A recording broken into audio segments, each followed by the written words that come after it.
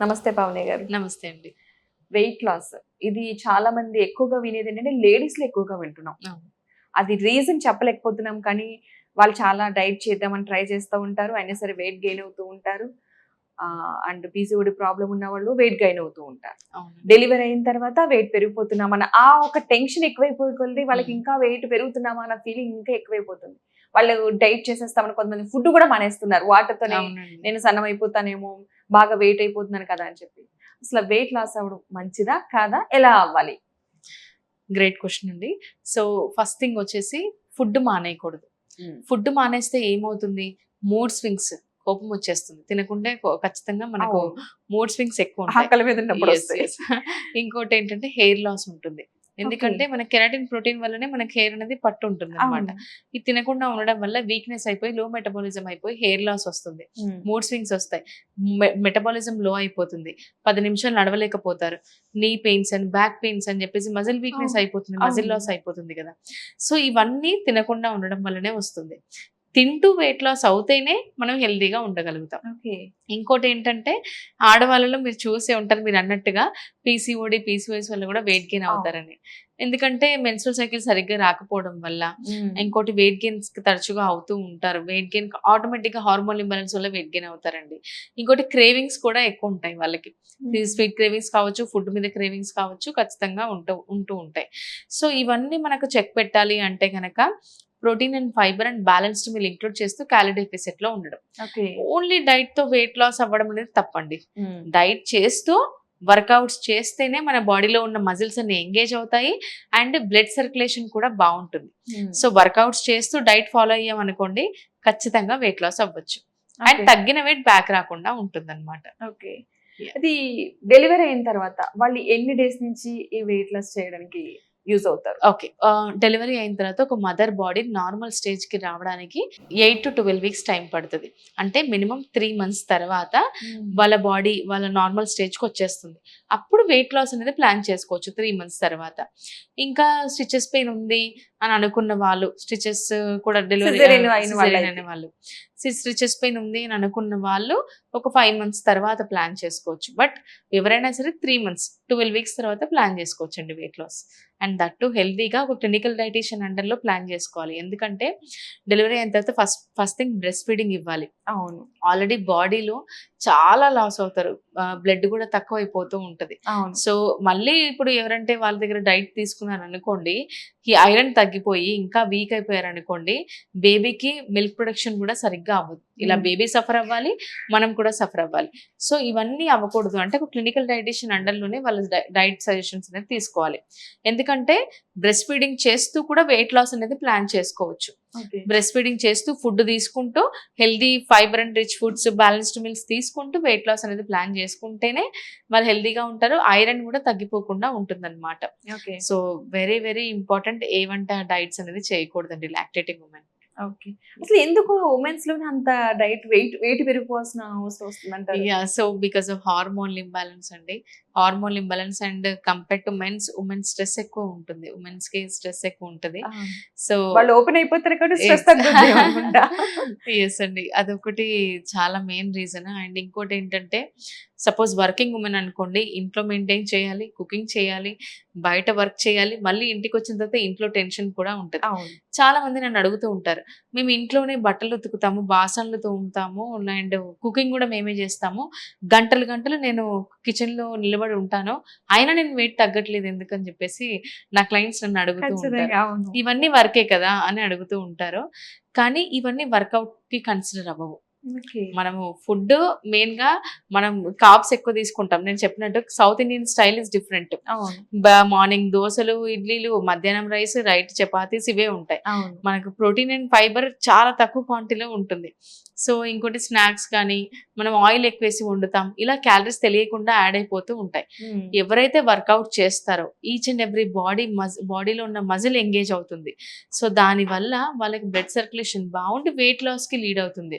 మనం ఎంతసేపు నిలబడ్డా, ఎంతసేపు మనం బట్టలు ఉతికినా, బాసనలు తోమినా కూడా అవి క్యాలరీ బర్నింగ్‌లో కౌంట్ ఒస్తది. కానీ ఓవరాల్‌గా వెయిట్ లాస్‌కి హెల్ప్ అవ్వదు. వెయిట్ లాస్ అవ్వాలి అంటే గృహిణులు, హౌస్ వైఫ్స్ ఏం చేయాలి అంటే ఫస్ట్ థింగ్ కర్రీస్‌లో ఆయిల్ తగ్గించాలి. అండ్ వెజిటేబుల్స్ ఎక్కువ ఇంటేక్ తీసుకుంటూ ఉండాలి. ఓకే. అండ్ ఏదైనా ఒక యోగా కానీ, వర్కౌట్ కానీ, బ్రీతింగ్ ఎక్సర్సైజెస్ కానీ ఏదైనా ఒకటి ఒక 30 మినిట్స్ అయినా చేయాలి. అండ్ బెస్ట్ టిప్ చెప్పమంటే గనక post meal walks. Post meal walks అంటే ఏంటంటే తిన్న తర్వాత 20 మినిట్స్ ఆగి మనం వాకింగ్‌కి వెళ్ళడం. ఓకే. అది కూడా ఒక గంట సేపు కాదు. ఒక 15 నిమిషాలు వాకింగ్ చేస్తే చాలు. బ్లడ్ షుగర్ లెవెల్స్ కంట్రోల్‌లోకి వస్తాయి. ఇన్సులిన్ సెన్సిటివిటీ పెరుగుతుంది. అండ్ ఎవ్రీథింగ్ డైజెషన్ కూడా బావుంటుంది. చాలా హెల్త్ బెనిఫిట్స్ ఉన్నాయి. Okay. Post meal walks are very, very healthy. ఒక 15 నిమిషాలు వాక్ చేస్తే చాలు. కానీ చాలా మంది ఏంటంటే ఎండాకాలంలో ఎండ కొడుతుంది. చలికాలంలో చలి పెడుతుంది. రీజన్స్ వానాకాలంలో వర్షం పడుతుందని బయటికెళ్ళకుండా ఉంటారు. గంటలు గంటలు ఎళ్ళాల్సిన అవసరం లేదండి. సింపుల్‌గా ఏ ఫుడ్ తీసుకున్నా కూడా ఒక 20 నిమిషాలు ఆగి ఒక 15 నిమిషాలు వాకింగ్ చేస్తే చాలు. చాలా మటుకు బెనిఫిట్ అవుతుంది. ఓకే. యాహ్! ఇలా వర్క్ చేసే వర్కింగ్ ఉమెన్స్ తీసుకున్నట్లయితే గనక వాళ్ళు మీరన్నట్టు స్ట్రెస్ ఫీల్ అవుతారు అక్కడి వరకు. యెస్. సో మేము ఎక్కువ నడుస్తున్నాం కదా, అంటే ఆఫీస్ లో వర్క్ ఉంది, ఎగ్జాక్ట్‌లీ. ఎక్కడ మేము ఖాళీగా కూర్చోవట్లేదు కదా అనుకుంటారు. అయినా సరే వెయిట్ పెరుగుతూనే ఉంటారు. మరి వాళ్ళకి ఎగ్జాక్ట్‌లీ. టిప్స్? సో మెయిన్‌గా చూడండి స్ట్రెస్ వల్ల మన బాడీలో కార్టిజోల్ హార్మోన్ రిలీజ్ అవుతుంది.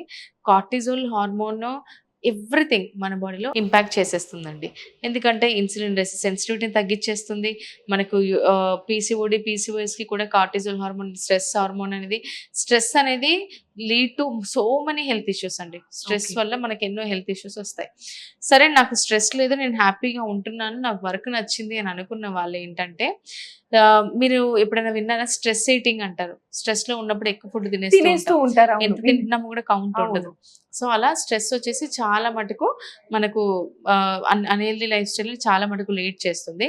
స్ట్రెస్ లేదు అనుకున్న వాళ్ళకి irregular menstrual cycle, PCOD, PCOS ఉన్న వెయిట్ గెయిన్ అవుతుంది. ఓకే. అది కాకుండా థైరాయిడ్ ఉన్న వాళ్ళకి వెయిట్ గెయిన్ అవుతుంది. మెయిన్‌గా మెటబాలిజం లో ఉన్న వాళ్ళకి ఎవరైనా సరే స్ట్రెస్ ఉన్నా, ఏదున్నా కూడా లేకున్నా మెటబాలిజం లో ఉంటే గనక ఖచ్చితంగా వెయిట్ గెయిన్ అవుతారు. సో ఇవన్నిటికి చెక్ పెట్టాలి అనంటే walking is the best thing. And second thing వచ్చేసి బ్యాలెన్స్డ్ మీల్స్. మన డైట్‌లో తీసుకుంటున్న డైట్‌లోనే కొంచెం ప్రాపర్‌గా మనం మెయింటైన్ చేస్తూ కుక్ చేసుకునే విధానం, బయట ఫుడ్ అవాయిడ్ చేయడం వల్ల 50% ప్రాబ్లమ్స్ క్లియర్ అయిపోతాయండి. ఓకే. యాహ్! యాక్చువల్‌గా ఇలా వెయిట్ ఎక్కువ ఉన్న వాళ్ళు, వెయిట్ గెయిన్ అవుతున్న వాళ్ళ దగ్గర మీ దగ్గర ఎలాంటి ట్రీట్మెంట్ ఉంది అసలు?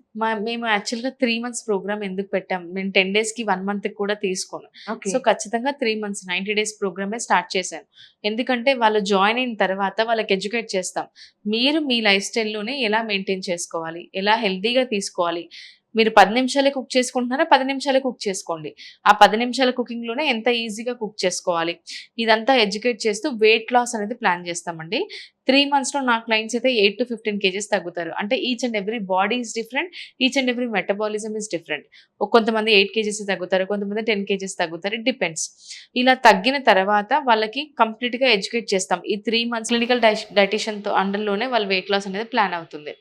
సో ఈ 3 మంత్స్ ఎడ్యుకేషన్‌లో వాళ్ళకేంటంటే డైట్ అంటే ఏంటి, బ్యాలెన్స్డ్ మీల్స్ అంటే ఏంటి, క్యాలరీ డెఫిసిట్ అంటే ఏంటి, వర్కౌట్స్ మనకెలా హెల్ప్ అవుతాయి, ఇవన్నీ ఎడ్యుకేట్ చేస్తూ వెయిట్ లాస్ ప్లాన్ చేస్తాం కాబట్టి ఆ తర్వాత కూడా వాళ్ళ ఇంట్లో వాళ్ళ లైఫ్ స్టైల్ అలాగే అలవాటు పడిపోతూ ఉంటుంది. అలాగే తీసుకుంటారు. ఇది ఎప్పటికీ హెల్ప్ అవుతుంది. ఈ 3 మంత్స్‌లో పీసీఓడి, పీసీఓఎస్ ఉంటే గనక, ఇర్రెగ్యులర్ మెన్స్ట్రువల్ సైకిల్ ఉంటే గనక ఖచ్చితంగా 99% కూడా కాదు 100కి 100% రివర్స్ అవుతుంది. అంటే రెగ్యులరైజ్ అవుతాయి పీరియడ్స్. ఓకే. ప్రీ డయాబెటిక్ స్టేజ్‌లో ఉంటే గనక 100% నాన్ డయాబెటిక్ వెళ్ళిపోతారు. అండ్ ఓన్లీ 3 మంత్సే కాదు, కొంతమందికి టైం పడుతుంది. 100 అబోవ్ కేజీస్ ఉన్న వాళ్ళకి కొంచెం 20-30 కేజీస్ తగ్గాలంటే మినిమమ్ 6 మంత్స్ టైం పడతది. It depends. మేము క్లయింట్‌కి క్లియర్‌గా చెప్తూ ఉంటాము. ఇన్ని మంత్స్ టైం పడతదని. ఒక 3 మంత్స్‌లో ఎంత వీలైతే అంతవరకు ఆడవాళ్ళకి రెగ్యులర్ మెన్స్ట్రువల్ సైకిల్ అవ్వడం కానీ, నాన్ డయాబెటిక్, ప్రీ డయాబెటిక్ నుంచి నాన్ డయాబెటిక్ వెళ్ళిపోవడం కానీ, ఇవన్నీ హెల్ప్ అవుతాయండి. వెయిట్ లాస్‌కి కూడా చాలా హెల్ప్ అవుతుంది. ఓకే. ఒకవేళ పిల్లల్లో ఎక్కువ వెయిట్ ఉంటే గనుక వాళ్ళకి ఎలాంటి డైట్ ఫాలో అవ్వచ్చంటారు? యెస్ అండి. పిల్లలకి ఏంటంటే మనకు ఎవరికైనా సరే ఐడీఐ గైడ్‌లైన్స్ డిఫరెంట్‌గా ఉంటాయి. ఇండియన్ డైటరీ అసోసియేషన్ గైడ్‌లైన్స్ ప్రకారమే గైడెన్స్ ఇస్తాం. ఓకే. సో చిన్న పిల్లలకి బీఎంఆర్ ఎక్కువ ఉంటది. సో అడల్ట్ మెన్‌కి బీఎంఆర్ మెటబాలిక్ రేట్ అనేది మనకు బీఎంఆర్ కౌంట్ చేస్తాం వాళ్ళ మెజర్‌మెంట్స్ తీసుకొని. దాని ప్రకారంగానే డైట్ ఇస్తాం. ఎందుకంటే ఎక్స్‌ట్రీమ్ డెఫిసిట్‌లో ఉంటే ఎవరైనా వెయిట్ లాస్ అవుతారండి. అన్నం తినకుండా ఉండి నేను ఏమంటారు లిక్విడ్స్ మీదే ఉంటాను, నేను ఫుడ్ తినకుండా ఉంటానంటే ఒక 2 రోజులలో 1 కేజీ డిఫరెన్స్ చూపిస్తది. అది హెల్తీ కాదు కదండీ. అవును. ఎప్పటికీ మనకు లైఫ్ లాంగ్ వర్కౌట్ అవ్వదు. సో, మనకు లైఫ్ లాంగ్ వర్కౌట్ అయ్యేటట్టుగా మన కిచెన్‌లో ఉన్న ఫుడ్‌తోనే వెయిట్ లాస్ అనేది ప్లాన్ చేస్తూ, చిన్న పిల్లలకు కూడా ఫుడ్ ఇస్తూ మనకు వాళ్ళకి ప్లాన్ చేస్తామన్నమాట వెయిట్ లాస్ అనేది. ఓకే. యాహ్! థ్యాంక్ యూ అండి. Thank you so much Pavani గారు. మంచి థ్యాంక్ యూ. ఇన్ఫర్మేషన్ ఇచ్చారు.